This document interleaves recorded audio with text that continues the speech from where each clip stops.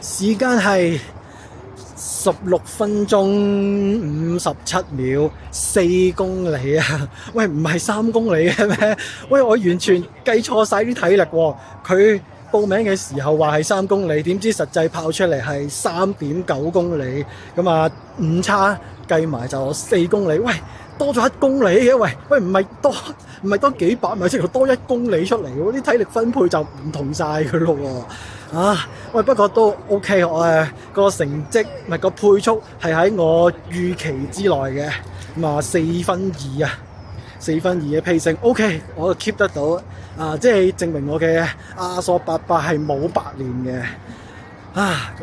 咁啊成績係小組嘅第4位啊，OK 啊，